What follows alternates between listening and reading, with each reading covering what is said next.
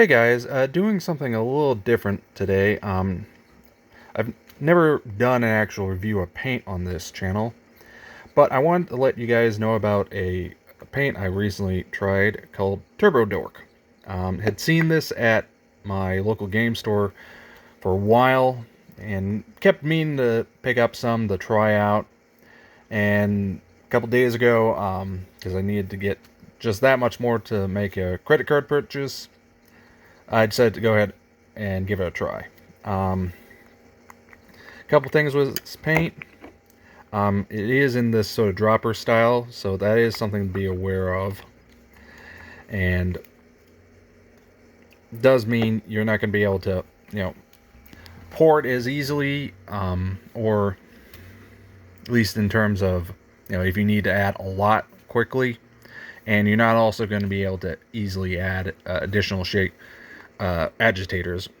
Though it does come with one in the bottle, personally, from my experience, it could really use at least another two just to really help get the paint mixed up a little easier, as it is very, very thick paint, which is good in that, a little will go a long way. I also found that if you shake the bottle in a sideways motion as opposed to a vertical motion, it does seem to mix the paint a little easier. So for testing purposes, all these spoons were first primer coated with Mr. Surfacer 1500 white.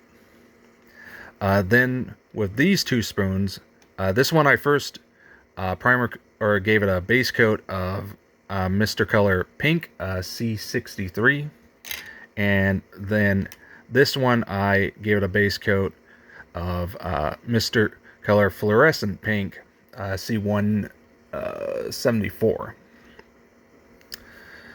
Now, when I airbrushed the first coat, I will openly admit I goofed up. I overthinned the paint and went on light and runny. This was totally my fault, as obviously I knew the paint was going to be thick, and they really didn't give you any type of thinning instructions for this paint. So I was using a combination of Vallejo Airbrush Flow Improver and Vallejo Thinner.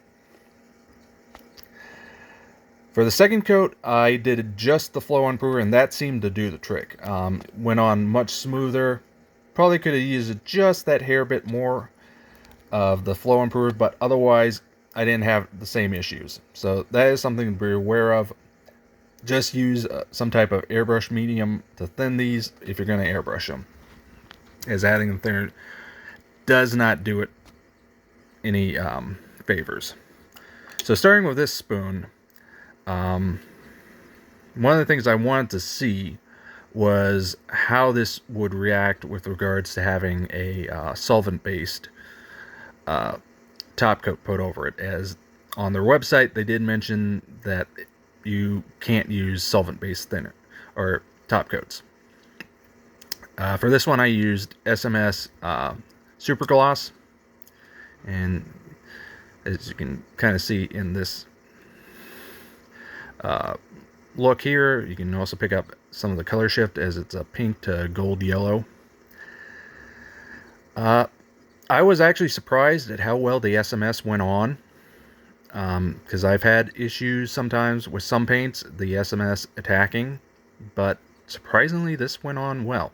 I will openly preface this, I did only apply thin layers of the Turbodork, so it's entirely possible that they were able to fully set up and cure before I added the SMS, as between the time of painting them and top coating them was over 12 hours. So that is something to be aware of. I cannot attest to what would happen if you had brush painted it and then top coated, but that, at least with airbrushing, it seems like you might be able to get away with it. Now for this one, I used Mr. Color UV Cut Gloss. Personally, I like the shine on this one more than the SMS. I think it just captures the light a lot better, and Hopefully this is coming off on the camera. Obviously, this is one of those things that we are unfortunately limited by the medium. So hopefully you can see. But again, very impressed.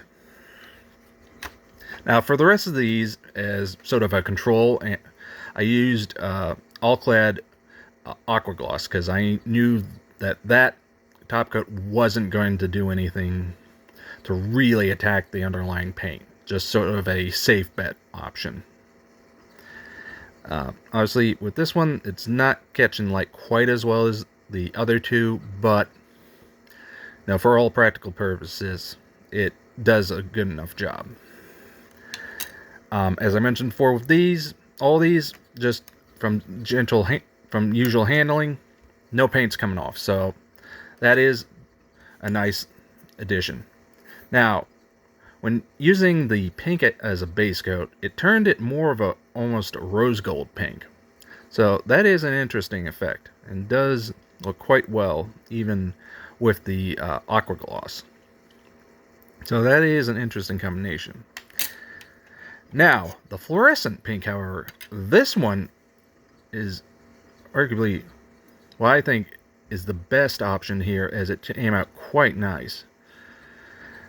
And don't know when I will use this color, but definitely will try to find some reason to use it. So overall, I'm quite impressed with these paints. I would recommend getting them. They're not super cheap, but they are quite thick, so you'll be able to go a long way with them. So until next time.